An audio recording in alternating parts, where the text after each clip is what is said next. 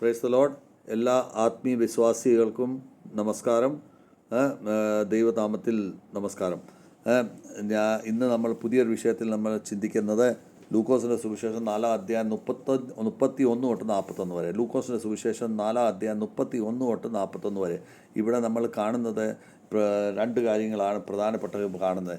ഇവിടെ യേശുക്രിസ്തുവിൻ്റെ ministry of ഹെൽപ്പിൻ്റെ അകത്ത് ദുഷ്ടാത്മാക്കളെ വ്യക്തികളിൽ നിന്ന് വിടുതലാക്കിയിട്ട് അവരെ സൗഖ്യം കൊടുക്കുന്ന കാര്യമാണ് കാണുന്നത്. രണ്ടാമത് പത്രസിൻ്റെ അമ്മായിമ്മയും മറ്റുള്ളവരെയും അവിടെ വെച്ച് സൗഖ്യം കൊടുക്കുന്ന കാര്യത്തെപ്പറ്റിയാണ് നമുക്കിവിടെ കാണാൻ സാധിക്കുന്നത്. അപ്പോൾ നമ്മളിവിടെ കാണുമ്പം ഇതിൻ്റെ അകത്ത് നമുക്ക് മനസ്സിലാക്കേണ്ടത്, ഈ യേശുക്രിസ്തു ലൂക്കോസിൻ്റെ സുവിശേഷം 4-ാം അധ്യായം 14 തൊട്ട് 30 നമ്മൾ വായിക്കുമ്പോൾ യേശുക്രിസ്തു നസ്രയത്തിൽ അവിടെ ചെന്ന സമയത്ത് അവിടെ ഉള്ളവർ അവരെ യേശുക്രിസ്തുവിൻ്റെ വചനത്തിനെ സ്വീകാര്യമല്ലാത്ത രീതിയിലായി. ആ സമയത്ത് അവിടുന്ന് യേശുക്രിസ്തു കഫർഭൂം എന്ന് പറയുന്ന ഗലീലിൻ്റെ കഫർഭൂം എന്ന് പറയുന്ന സ്ഥലത്തേക്ക് സേവനം ചെയ്യാനായിട്ട് വന്നു. അവിടെ വന്നു കഴിഞ്ഞപ്പോൾ യേശുവിൻ്റെ ശിക്ഷണം വളരെ അധികാരത്തോടും സാമർത്ഥ്യത്തോടു കൂടിയുള്ള ഒരു ടീച്ചിങ് ആയിരുന്നു അവിടെ കൊടുത്തത്. അപ്പോൾ അത് നമുക്ക് അവിടെ പരിശോധിക്കാം എങ്ങനെയാണെന്നുള്ളത്.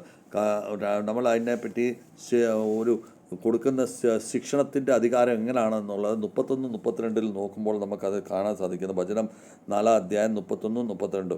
അവിടെ കഫർഭൂമിൽ അദ്ദേഹം ഒരു സബത്തിൻ്റെ ദോസി ഉപദേശം കൊടുക്കുമായിരുന്നു. ആ സമയത്ത് ഉപദേശം കണ്ടിട്ട് അവിടെ ഉള്ളവരെല്ലാം ശാസ്ത്രിമാരും പരീക്ഷണവും എല്ലാം ഉണ്ടല്ലോ, അദ്ദേഹം വചനത്തിനെ വളരെ സാമർത്ഥ്യത്തോടുകൂടി അധികാരത്തോടുകൂടി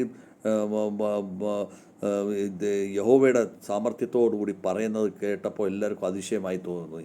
അപ്പം അവിടെ ഇത് മനസ്സിലാക്കാൻ നമുക്ക് സാധിച്ചത്, പരീക്ഷരും ശാസ്ത്രികളും ഓരോ വചനത്തിനെ ഉണ്ടല്ലോ അർത്ഥങ്ങൾ മാത്രമേ പറഞ്ഞു കൊടുക്കത്തുള്ളൂ. പക്ഷേ അവരെ വചനത്തിൻ്റെ അടിസ്ഥാനത്തിൽ ഉറച്ച വിശ്വാസത്തോടുകൂടി സാമർത്ഥ്യത്തോടുകൂടി ആ വചനത്തിനെ ഇംപ്ലിമെൻ്റ് ചെയ്യാനായിട്ട് അവർക്ക് സാധിക്കുന്നില്ല. ഇതാണ് യേശുക്രിസ്തു അവർ തമ്മിലുള്ള വ്യത്യാസം. യേശുക്രിസ്തു സാക്ഷാൽ ദൈവമായതുകൊണ്ട്, യഹോവയുടെ പുത്രനായതുകൊണ്ട് അദ്ദേഹത്തിന് ആ സാമർത്ഥ്യം അദ്ദേഹത്തിന് ദൈവം പ്രത്യേകം കഴിവ് കൊടുത്തിട്ടുണ്ടായിരുന്നു. മത്തായിയുടെ സുവിശേഷം നമ്മൾ 27-ാം അധ്യായം 28-29 നമ്മുടെ നമ്മൾ പരിശോധിച്ച് കഴിയുമ്പോൾ നമുക്ക് കാണാൻ സാധിക്കുന്നത് ഇങ്ങനെയാണ്. എന്താണ് അവിടെ കാണുന്നത്? 27-21 അവിടെ നമ്മൾ രണ്ട് വ്യക്തികളെ പറ്റിയാണ് അവിടെ പറയുന്നത്. ഒന്ന് ബുദ്ധിമാനായിട്ടുള്ള വ്യക്തി, ഒന്ന് മണ്ടനായിട്ടുള്ള വ്യക്തി. മണ്ടനായിട്ടുള്ള വ്യക്തി മണൽപ്പൻ്റെ മണ്ടയിൽ അദ്ദേഹം വീട് വയ്ക്കും. അത് കാറ്റ് വരും, കൊടിക്കാറ്റ് വരുമ്പോൾ, വെള്ളപ്പൊക്കം വരുമ്പോൾ അത് ഒലിഞ്ഞു പോകും. അതേസമയം ഒരുത്തൻ ഉണ്ടല്ലോ, ബുദ്ധിമാൻ വ്യക്തി വീട് പാറമേലാണ് വയ്ക്കുന്നത്. അത് ഉറച്ച സ്ഥലത്ത് വയ്ക്കുന്നതുകൊണ്ട് അത് എന്ത് പ്രതിസന്ധികൾ വന്നാലും അത് പോകത്തില്ല എന്ന് പറയുമ്പോൾ നമ്മുടെ വിശ്വാസം ഉറച്ച വിശ്വാസമാകുമ്പോൾ നമ്മുടെ ഉറച്ച വിശ്വാസം ഒരിക്കലും മാഞ്ഞു പോകത്തില്ല. അതേസമയം നമ്മുടെ മണൽപ്പുറത്തിരിക്കുന്ന വിശ്വാസമാണെങ്കിൽ അത് എപ്പോഴും അത് ഒലിച്ചു പോകും. അപ്പോൾ ഇതാണ് നമുക്കിവിടെ സാധിക്കുന്നത്. അപ്പം നമ്മൾ ശാസ്ത്രിമാർ പറയുന്ന മാതിരി അവിടെ നമ്മളെ പറഞ്ഞ് മനസ്സിലാക്കുമല്ല ഇത് യേശുക്രിസ്തു. നേരെ മറിച്ച് അവിടെ അധികാരത്തിൻ്റെ സാമർത്ഥ്യത്തിൻ്റെ ദൈവത്തിൻ്റെ അധികാരവും സാമർത്ഥ്യവും ഉപയോഗിച്ചാണ് അവിടെ അവിടെ ഓരോരുത്തരെ സൗഖ്യപ്പെടുത്തിയതും ഓരോരുത്തർക്ക് അവിടെ ശിക്ഷണം നൽകിയതും. അപ്പോൾ അതാണ് ഇവിടെ എഴുതപ്പെട്ടിരിക്കുന്നത്. അപ്പോൾ നമ്മൾ എല്ലാവരും ഇന്നത്തെ ജീവിതത്തിൽ നമ്മുടെ രോഗങ്ങളും നമ്മുടെ പാപങ്ങളും എല്ലാം നമ്മൾ സാമർത്ഥ്യത്തോടുകൂടി പറഞ്ഞ് ആ പാപങ്ങളെ മാറ്റിയെടുക്കാനായിട്ട് യേശുക്രിസ്തുവിൻ്റെ നാമത്തിൽ നമ്മൾ മാറ്റണം. നമ്മൾ അതിനുവേണ്ടി നമ്മൾ ഒരുക്കപ്പെട്ടവരായിത്തീരണം. അപ്പോൾ നമ്മൾ അശുദ്ധാത്മാവിനെ അധികാരത്തിനോട് പറഞ്ഞ് അവരെ അശുദ്ധാത്മാവിനെ പറഞ്ഞു വിടുന്നതായിട്ട് നമുക്ക് കാണാൻ സാധിക്കുന്നുണ്ട്. അത് 33 തൊട്ട് 37 വരെയുള്ള വചനത്തിൽ നമുക്ക് കാണാം. ഓരോ വ്യക്തികളുടെ ദുഷ്ടാത്മാവിനെ പറഞ്ഞു വിടുമ്പോൾ ആ ദുഷ്ടാത്മാവ് വളരെ അലറിക്കൊണ്ട് പറയുന്നു, നീ യഹോവയുടെ പുത്രൻ തന്നെ, നീ യഹോവയുടെ പുത്രൻ തന്നെ ആകുന്നു എന്ന് പറഞ്ഞ് അദ്ദേഹം യേശുക്രിസ്തു പറഞ്ഞു ഇറങ്ങിപ്പോ, വിട്ടുപോന്ന് പറയുമ്പോഴത്തേക്ക് അവർ പിന്നെ ഒരക്ഷരവും മിണ്ടാതെ ഇറങ്ങി ആ സാത്താൻ. അപ്പോൾ സാത്താൻ യഹോവയെ മനസ്സിലാക്കി. പക്ഷെ നമ്മൾ സാത്താനെക്കാട്ടിൽ അറിവ് കുറവാണെന്നും ചിലപ്പോൾ തോന്നിപ്പോയി. എന്താ വെച്ചാൽ നമ്മൾ യഹോവ നമ്മുടെ ഉള്ളിലുണ്ട്, പരിശുദ്ധാത്മാവിൻ്റെ ശക്തിയാൽ നമ്മുടെ ഉള്ളിൽ യഹോവ ഉണ്ടെന്നും യേശുക്രിസ്തു ഉണ്ടെന്നുള്ളത് നമ്മൾ മറന്നുപോകുന്നു. നമ്മൾ അദ്ദേഹത്തിന് നമ്മളെ കൽപ്പിച്ചിരിക്കുന്ന പ്രകാരം നമുക്ക് തന്നിരിക്കുന്ന വചനത്തിനെ നമ്മൾ ചില സമയത്ത് മറന്നു പോകുന്നു. ആ മറന്നുപോയി നമ്മളെ ലൗകിക ജീവിതത്തിൽ നമ്മൾ അകപ്പെട്ട് നമ്മൾ ആ യേശു ക്രിസ്തുവിനെ മറന്നു പോകുന്ന ഒരു ജീവിതം നമ്മൾ നയിക്കുന്നുണ്ട്. അപ്പോൾ സാത്താൻ്റെ ആ നമ്മൾ ആ കിട്ടേണ്ട ശിക്ഷണത്തിൽ നമ്മൾ പഠിക്കേണ്ടത് യേശു ക്രിസ്തുവിൻ്റെ സാമർത്ഥ്യവും അധികാരത്തിനെ നമ്മൾ ഓരോരുത്തരും ക്രിസ്ത്യാനിയായിട്ടുള്ള ഓരോ വ്യക്തികളും അത് അറിഞ്ഞിരിക്കണം.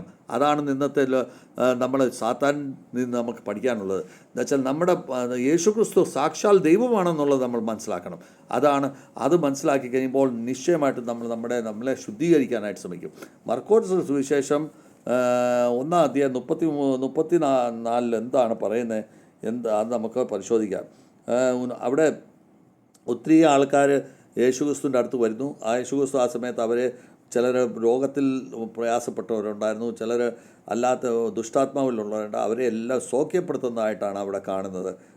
പല രോഗങ്ങളായിരുന്നു, അതുകൊണ്ട് കഷ്ടപ്പാടും പ്രയാസത്തിലുമായിരുന്നു. അപ്പോൾ നമ്മളുടെ ജീവിതത്തിൽ പല പ്രയാസങ്ങളും കഷ്ടപ്പാടും വിഷമങ്ങളും എല്ലാം ഉള്ള ഘട്ടത്തിൽ നമ്മൾ ആ ദുഷ്ടാത്മാവ് നമ്മളുടെ ഉള്ളിൽ വസിക്കുന്ന ആ സമയത്ത് നമ്മളവിടെ ദൈവത്തിൽ പൂർണ്ണ ഉറച്ച വിശ്വാസത്തോടുകൂടി ജീവിക്കുമ്പോൾ ഈ സാത്താൻ നമ്മളിൽ നിന്ന് ഒഴിഞ്ഞു പോകും. ആ വാദം നമുക്ക് ഒഴിഞ്ഞു പോയിട്ട് നമ്മൾ സൗഖ്യം പ്രാപിക്കുന്നു. അതാണ് ബൈബിൾ പഠിപ്പിക്കുന്നത് നമ്മളെ. അപ്പോൾ നമ്മൾ ആ ബൈബിൾ പഠിപ്പിക്കുന്ന ആ വചനത്തിനെ പൂർണ്ണമായി ബ്ലൈൻഡ് സപ്പോർട്ടിൽ നമ്മൾ ചിന്തിക്കുമ്പോൾ നമുക്ക് നമുക്ക് സൗഖ്യം തരുന്നു. ഇതാണ് നമുക്ക് മനസ്സിലാക്കുന്നത്. അവിടെ നമ്മൾ അവിടെ വേറെ ഒരു കാര്യം കൂടെ കാണുന്ന പത്രസിൻ്റെ നമ്മൾ 38 തൊട്ട് നമ്മൾ ഇതൊക്കെ കാണുന്ന എന്താണ് 38 തൊട്ട് 30 വരെ പത്രസിൻ്റെ അമ്മായിമ്മയ്ക്ക് ഭയങ്കരമായ ടെമ്പറേച്ചറുള്ള പനിയായിരുന്നു. പക്ഷേ അവിടെ ചെന്നിട്ട് പറഞ്ഞു, ആ പനിയോട് പറഞ്ഞു വിട്ടുപോകൂ എന്ന് പറഞ്ഞപ്പോഴത്തേക്ക് ആ പനിയുടെ സാത്താൻ വിട്ടേച്ച് പോയി. അങ്ങനെ ആ മാതാവ് സൗഖ്യം പ്രാപിക്കുന്നതായിരുന്നു. അപ്പോൾ നമ്മുടെക്കും ആ ജീവിതത്തിൽ അത് പഠിക്കേണ്ടിയിരിക്കുന്നു. നമ്മുടെ ജീവിതത്തിൽ നമുക്ക് ഓരോരുത്തർക്കും പനി വരുമ്പോൾ നമ്മൾ ആ അധികാരത്തിന് യേശുക്രിസ്തുവിൻ്റെ നാമത്തിൽ നമ്മൾ പറയുന്നു എന്ന് പറഞ്ഞുകൊണ്ട് അത് പറഞ്ഞ് ഓടിക്കണം. അതിനുള്ള ശക്തി നമ്മളിൽ ഉണ്ടാകണം, അതിനുള്ള പവിത്രത നമ്മളിൽ ഉണ്ടാകണം, അതിനുള്ള നമുക്ക് ദൈവം തന്ന വചനത്തിനെ നമ്മുടെ ഉള്ളിൽ കൊണ്ടുവരണം. അങ്ങനത്തെ ജീവിതം നമ്മൾ ജീവിച്ചെങ്കിലേ മറ്റുള്ളവരുടെ പനികൾ നമുക്ക് മാറ്റാനായിട്ട് സാധിക്കത്തും, മറ്റുള്ളവരുടെ സാത്താനെ മാറ്റാൻ പറ്റും, മറ്റുള്ളവരുടെ പവിത്രമായ ജീവിതത്തിന് നമ്മളൊരു കാരണക്കാരായി മാറത്തുള്ളൂ. അപ്പോൾ നമ്മൾ ആത്മീയവും മാത്രമല്ല ശാരീരികമായിട്ടും അവരെ സൗഖ്യം കൊടുക്കുന്ന ഒരു വ്യക്തിത്വമായിരുന്നു യേശുക്രിസ്തു. അപ്പോൾ യെശയ്യാ നബിയുടെ പുസ്തകത്തിൽ 53 4-ാം വാക്യത്തിൽ എന്താണ് പറയുന്നത്? അതായത് നിശ്ചയമായിട്ടും നീ ഞങ്ങളുടെ രോഗങ്ങളെയെല്ലാം നീ സഹിക്കുന്നു, ഞങ്ങൾക്ക് വേണ്ടി നീ അടിമേടിക്കുന്നു, ഞങ്ങൾക്ക് വേണ്ടി നിന്നെ ഇടിക്കുന്നു, ദുർദശ ഉണ്ടാക്കുന്നു, നിൻ്റെ അവസ്ഥ വളരെ മോശമാകുന്നു, ഇതെല്ലാം ഞങ്ങൾ നൂത്തമാണ്. യെശയ്യാ നബി വർഷങ്ങൾക്ക് മുൻപ് ഇതിനെ പ്രവചിച്ചാണ്. യേശുക്രിസ്തുവിന് വേണ്ടി നമുക്ക് വേണ്ടി അടിയും തൊഴിയും പ്രയാസവും പീഡനങ്ങളും എല്ലാം സഹിക്കുമെന്ന ഒരു വ്യക്തിത്വമാണ്. അപ്പോൾ നമ്മൾ ഓരോരുത്തരും മനസ്സിലാക്കേണ്ടത് നമുക്ക് വേണ്ടിയാണ് യേശുക്രിസ്തു ഈ ബുദ്ധിമുട്ട് സഹിച്ചത്. അത് വർഷങ്ങൾക്ക് മുൻപ് യേശുക്രിസ്തു ജനിക്കുന്നതിന് മുൻപ് ഇത് നേരത്തെ യഹോവ പറഞ്ഞിരിക്കുന്നത് കൽപ്പിച്ചിരുന്നതാണ്. അപ്പോൾ അങ്ങനത്തെ ഒരു ജീവിതമാണ് നമുക്ക്. മുൻപോട്ട് പോകുമ്പോൾ 40-41 അധ്യായ വചനത്തിൻ്റെ അകത്ത് നമ്മൾ കാണുന്നത് ഒത്തിരി ആൾക്കാരെ ഉണ്ടല്ലോ യേശുക്രിസ്തു സൗഖ്യം കൊടുക്കുന്നതായിട്ട് കാണുന്നത്. സൂര്യാസ്തം കഴിഞ്ഞപ്പോൾ സൂര്യാസ്തമമായി കഴിഞ്ഞിട്ട് പോലും രോഗികളും പീഡിതരും ദുഷ്ടാത്മാക്കളും എല്ലാം അദ്ദേഹത്തിൻ്റെ അടുത്ത് വന്നു. അദ്ദേഹത്തിന് എല്ലാത്തിനെയും ആരെയും പറഞ്ഞു വിടാതെ അദ്ദേഹത്തിന് എല്ലാം സൗഖ്യം പ്രാപിച്ചു കൊടുത്തു. അപ്പോൾ നമ്മൾ ആ സമയത്ത് ദുഷ്ടാത്മാവ് ഇറങ്ങിപ്പോകുമ്പോൾ പറയുന്നു, നീ യഹോവയുടെ പുത്രനാകുന്നു എന്ന് സാത്താൻ വിളിച്ചു പോയിക്കൊണ്ടാണ് പോയത്. അപ്പോൾ അങ്ങനെ വിട്ടേച്ചാ പോയത്. അപ്പോൾ നമ്മളെല്ലാവരും സാത്താൻ പറയുന്ന പോലെ നമ്മളും പറയാൻ ബാധ്യസ്ഥരാണ്. നീ യഹോവയുടെ പുത്രനാകുന്നു, നീ ഞങ്ങളുടെ ഉള്ളിലുള്ള സാത്താനെ അടിച്ചിറക്കൂ, നീ അടിച്ചിറക്കൂ നീ സാത്താനെ, ഞങ്ങൾക്ക് ശുദ്ധമായ ജീവിതം ഞങ്ങൾക്ക് തരൂ എന്ന് പറയാനായിട്ട് നമ്മൾ ആ ബാധ്യസ്ഥരാണ്. അപ്പോൾ യേശുക്രിസ്തു ദയയുടെ ഒരു സ്ത്രോതം തന്നെയാണ്. അദ്ദേഹത്തിൻ്റെ ഒത്തിരി ഒരു മേഴ്സിയുള്ള ഒരു വ്യക്തിത്വമാണ്. അദ്ദേഹം നമ്മളൊക്കെ ദയ കാണിക്കുന്ന ഒരു വ്യക്തിത്വമാണ്. അദ്ദേഹത്തിൻ്റെ സാമർത്ഥ്യം എന്ന് പറഞ്ഞാൽ അതിനൊരു ലിമിറ്റില്ല, അത്ര ഭയങ്കര സാമർത്ഥ്യം യഹോവയുടെ സാമർത്ഥ്യമായിരുന്നു. അപ്പോൾ നമുക്ക് ഇതിൽ പഠിക്കാൻ സാധിക്കുന്നത് യഹോവയുടെ വചന അധികാരത്തോടുകൂടി നമ്മൾ കേൾക്കുകയും അതിനെ നമ്മൾ ഗ്രഹിക്കുകയും ചെയ്തു കഴിഞ്ഞാൽ നമ്മുടെ ജീവിതത്തിൽ അത് പുണ്യം ഉണ്ടാകും, നമ്മുടെ ജീവിതത്തിൽ അത് അതിശയകരമായ പരിവർത്തനം ഉണ്ടാകും. യേശുവിൻ്റെ വചനം കൊണ്ട് ദുഷ്ടാത്മാക്കൾ പലരിൽ നിന്നും ഇറങ്ങിപ്പോകുന്നതായിട്ട് നമുക്ക് കാണാൻ സാധിക്കുന്നുണ്ട്. അപ്പോൾ നമ്മുടെ ജീവിതത്തിൽ നമുക്കത് മനസ്സിലാക്കണം, യേശു ക്രിസ്തുവാണ് സാക്ഷാൽ ദൈവമെന്ന്.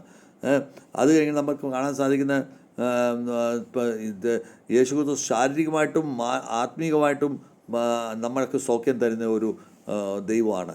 അപ്പോൾ നമ്മളത് മനസ്സിലാക്കും. നാലാമത് നമുക്കാണ് യേശു ക്രിസ്തു യഹോവയുടെ പുത്രൻ തന്നെ എന്ന് നമ്മൾ വിശ്വസിക്കണം. നമ്മൾ അങ്ങനെ വിശ്വസിച്ച് നമ്മൾ യേശു ക്രിസ്തുവിന് വേണ്ട കൂടെ നമ്മൾ നടക്കാനായിട്ട് ശ്രമിക്കും. നമ്മൾ ഉദാഹരണം കാണുമ്പോൾ നമുക്ക് കാണാൻ പറ്റുന്നത്, ഒരു ഡോക്ടറിൻ്റെ അടുത്ത് നമ്മൾ ചെല്ലുമ്പോൾ അദ്ദേഹം നമ്മളോട് ദയ കാണിച്ച് നമ്മളെയൊക്കെ നമ്മുടെ അസുഖങ്ങളെ മാറ്റിത്തരുന്നു. അപ്പോൾ യേശു ക്രിസ്തു നമ്മുടെ ശരീരത്തിൻ്റെ ആത്മാവിൻ്റെയും എല്ലാം ഒരു ഡോക്ടറാണ്. അതിനെ നമ്മളെ ട്രീറ്റ്മെൻറ്റ് തരുന്ന ഡോക്ടറാണ്. നമ്മൾ ആ ഡോക്ടറിനെ നമ്മളെപ്പോഴും നമ്മുടെ കൂടെ കൊണ്ടുവന്ന് നമ്മുടെ എല്ലാ രോഗങ്ങളും, ആത്മീയപരമായിട്ടുള്ള രോഗങ്ങൾ, ശാരീരിക രോഗത്തിനെ എല്ലാം മാറ്റിക്കെടുക്കുവാൻ നമ്മൾ ശ്രമിക്കണം. അത് ഇതിൻ്റെ അകത്തൊരു കഥ ചെറുതായിട്ട് നമുക്ക് പഠിക്കാൻ പറ്റുന്ന, ഒരു ഗ്രാമത്തിൽ ഒരു വ്യക്തി ഉണ്ടായിരുന്നു. അദ്ദേഹം എപ്പോഴും പേടിയും ചിന്തയായിരുന്നു അവരുടെ മനസ്സിൽ. അപ്പം രാത്രി കിടന്ന് അദ്ദേഹത്തിന് ഉറങ്ങാൻ പറ്റുന്നില്ലായിരുന്നു. അപ്പോൾ അദ്ദേഹം ഒരു ദിവസം ചർച്ചിൽ പോയി അവിടെ വെച്ച് യേശു മശിയുടെ പറ്റി പലതും പഠിച്ചു. അപ്പം അദ്ദേഹം അത് അനുസരിച്ച് അദ്ദേഹം യേശു ക്രിസ്തുവായിട്ട് ചേർന്ന് നിന്നു. അങ്ങനെ വന്നപ്പോൾ ഈ ദുഷ്ടാത്മാവ് അവിടുന്ന് ഇറങ്ങി ഓടുന്നതായിട്ട് നമുക്ക് കാണാൻ സാധിക്കുന്നു. അപ്പോൾ ആ വ്യക്തി ഉണ്ടല്ലോ, ആ പള്ളിയിൽ പോയ ആ വ്യക്തി, അദ്ദേഹത്തിനും ഇത് ഒരു പുതിയ അനുഭവമായിരുന്നു. അങ്ങനെ വന്നപ്പോൾ ഈ ദുഷ്ടാത്മാക്കൾ അലച്ചുകൊണ്ടാണ് പോയത്. ചിലർ മിണ്ടാതെ തന്നെ ഇറങ്ങിപ്പോയി. അപ്പോൾ ഇങ്ങനെ നമ്മളത് പഠിക്കേണ്ടിയിരിക്കുന്നു. അത് എപ്പോഴും നമ്മൾ യഹോവയിലും യേശു ക്രിസ്തുവിലും വിശ്വസിച്ച് കഴിയുമ്പോൾ നമ്മൾക്കുള്ളിലുള്ള പേടികൾ അതെല്ലാം പതുക്കെ മാറിപ്പോകും. നമ്മുടെ ജീവിതത്തിൽ സമാധാനം കിട്ടും നമുക്ക്. അതാണ് നമ്മളിവിടെ പഠിക്കേണ്ടത്. എന്താണ് നമ്മൾ ഇത് മനസ്സിലാക്കുക? യഥാർത്ഥ സൗഖ്യം എന്ന് പറയുന്നത് യേശു ക്രിസ്തു കൂടെ മാത്രമേ പറ്റത്തുള്ളൂ എന്ന് നമ്മൾ മനസ്സിലാക്കണം.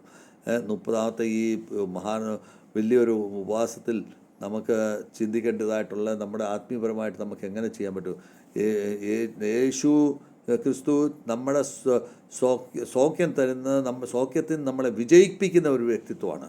നമ്മുടെ ഈ 30ാമത്തെ ദോസി, നമ്മുടെ ഈ ഇതിൻ്റെ നമ്മൾ ഈ ഉപവാസത്തിൻ്റെ ദോസി നമ്മൾ ഈ പഠിക്കേണ്ടത്, യേശു ക്രിസ്തു സാമർഥ്യം കൊണ്ട് നമ്മളെ സ്വീകരിക്കുന്നു. യേശുവിൻ്റെ സാമർഥ്യം നമ്മുടെ ജീവിതത്തിൽ നമുക്ക് സ്വീകരിച്ചു കഴിയുമ്പോൾ നമ്മളെ തന്നെ അല്ല മറ്റുള്ളവരെയും നമ്മൾ സൗഖ്യപ്പെടുത്താൻ നമുക്ക് സാധിക്കും. അദ്ദേഹത്തിൻ്റെ നമ്മുടെ ഉള്ളിലൊക്കെ ഓരോ ബന്ധിക്കപ്പെട്ടിരിക്കുന്ന പിശാചി ശക്തികളുണ്ട്. ആ ബന്ധിക്കപ്പെട്ട പിശാചി ശക്തിയിൽ നിന്ന് നമ്മളെ വിടിപ്പിച്ച് മുക്തി ചെയ്യുന്ന ഒരു സ്വഭാവമാണ്. അതുപോലെ നമ്മളെ രോഗികളായി കിടക്കുന്നവർക്ക് വേണ്ടി നമ്മൾ പ്രാർത്ഥിക്കുക. അത് നമ്മുടെ ജീവിതത്തിൽ നമുക്കത് പ്രയോജനപ്പെടും. അങ്ങനെ നമ്മൾ ചെയ്തെങ്കിലേ പറ്റത്തുള്ളൂ. രോഗികളായിട്ടുള്ള ധാരാളം പേരുണ്ട്, അവർക്ക് വേണ്ടി സൗഖ്യത്തിന് വേണ്ടി പ്രാർത്ഥിക്കണം. വിശ്വാസം കൊണ്ട് നമ്മൾ യഹോവയുടെ അടുത്തേക്ക് നമ്മൾ ചെല്ലണം. അപ്പോൾ യഹോവ നമ്മളതിന് പ്രസാദിക്കും. ഇതാണ് നമുക്ക് മനസ്സിലാക്കുക. ഇതിൻ്റെ അകത്ത് നമുക്ക് ജീവിതത്തിൽ പല രീതിയിലുള്ള ബന്ധനങ്ങളുണ്ട്.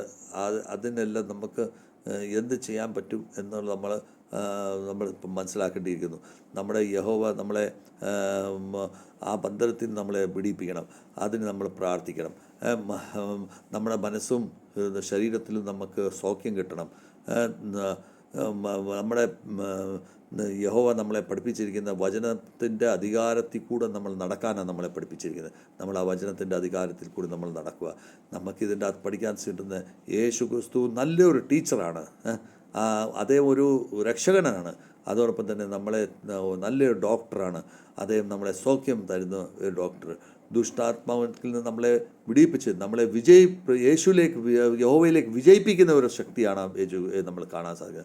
ആ മഹാൻ ശക്തിയുടെ കൂടെ നമ്മളെല്ലാവരും ചേർന്ന് നിന്നുകൊണ്ട് ഈ നോയമ്പ് സമയത്ത് നമ്മുടെ ജീവിതത്തിൽ ഒരു പുനർപരിശോധന ചെയ്ത് നമ്മുടെ ജീവിതത്തിൽ നമ്മുടെ കലീശയ്ക്കും നമ്മുടെ കൂട്ടുകാർക്കും നമ്മുടെ വീട്ടുകാർക്കും എല്ലാവർക്കും വേണ്ടി നമ്മൾ പ്രാർത്ഥിച്ച് ആ കലീശയിൽ നമ്മൾ ഇതിനു വേണ്ടി ഒരു വിജയകരമായ രീതിയിലുള്ള അധികാരവും സാമർഥ്യവും നമ്മൾ ഉപയോഗിച്ച് നമ്മൾ മറ്റുള്ളവരുടെ പാപങ്ങളെ വിടുതലാക്കാൻ വേണ്ടി വേണ്ടി നമ്മൾ എല്ലാവരും ശ്രമിക്കണം, പ്രാർത്ഥിക്കണം, അതിനുവേണ്ടി എല്ലാം ഉത്സാഹിക്കണം എന്ന് പറഞ്ഞുകൊണ്ട് എൻ്റെ വാക്കുകൾ ചുരുങ്ങുന്നു. God bless to all.